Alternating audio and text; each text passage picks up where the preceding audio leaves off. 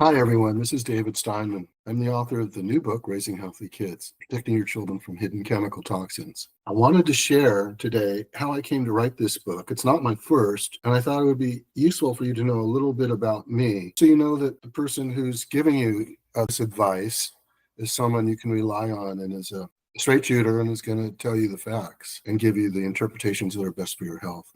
So I grew up in Los Angeles, California.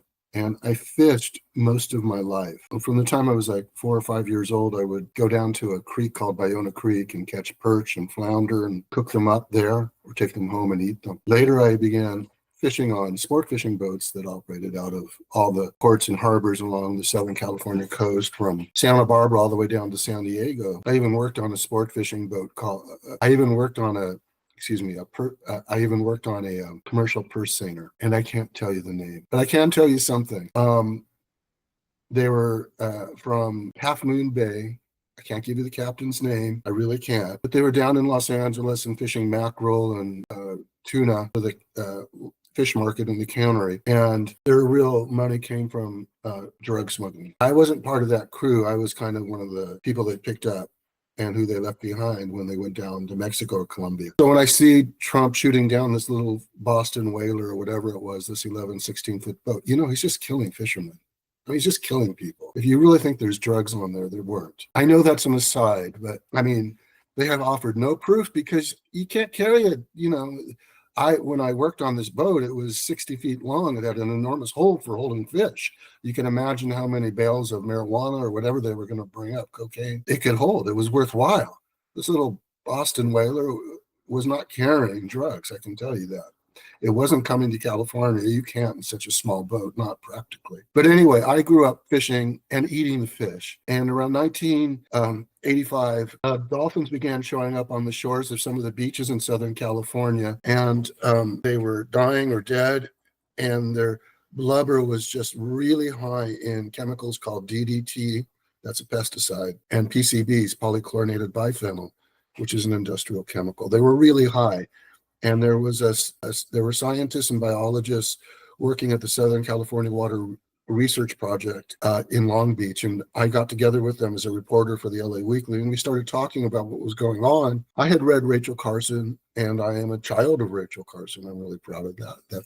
She's my mama. She invented it all. She gave us the language. This is a very young movement, anti-toxic. She gave us the language, and she gave me inspiration about how to express things. And we've invented even more words and concepts since she first wrote, but she's the mother of modern environmentalism. So I had read her, and I was talking to the folks at the California Coastal Water Research Project, and then I went back to my editor at the LA Weekly, and we started talking about what to do, how to cover this story. We already knew that there was a lot of pesticide and PCB in the dolphins, and that was probably harming their immune systems and making them susceptible to parasites and other diseases. And we also knew from previous research that DDT was thinning eggshells among birds of prey along the Southern California coast. That would be like falcons and eagles. And they were unable to breed or found it very difficult to breed. And we also found that during this period, you would see females clustering with females because they were exhibiting changes in gender behavior, although not everyone was attuned to that at that time. But this is the background, and this was like 1985. There was no labeling, nothing going on in terms of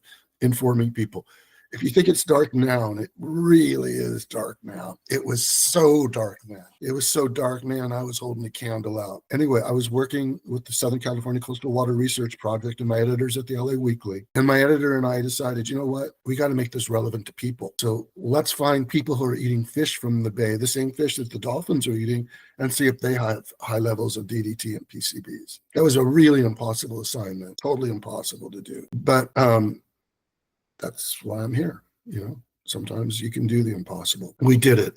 I worked with a friend of mine, a physician who was just finishing up his residency at Glendale Adventist. I worked with the great late John Eubankoff, a great marine biologist associated with USC, and Dr. Henry Puffer, who was a toxicologist at SC in the marine toxicology, and had done some earlier work in this area and was vitally interested and had done a seafood consumption survey that we could use to determine how much seafood locally caught people are eating versus how much seafood they're eating that wasn't locally caught, because it was a special case here.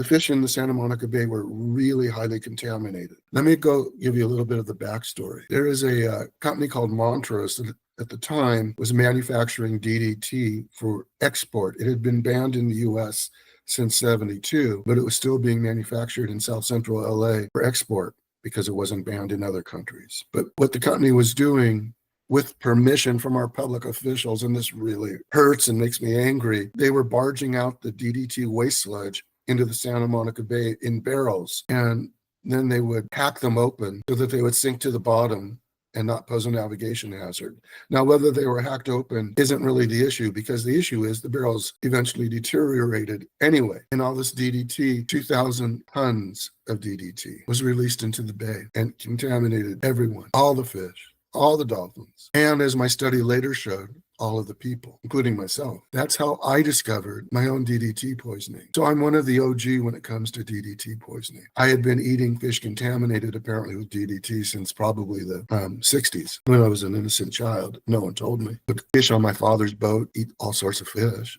No one told us that the opali or the calico bass or the barracuda, the white sea bass, that it was contaminated. And a lot of people didn't find out.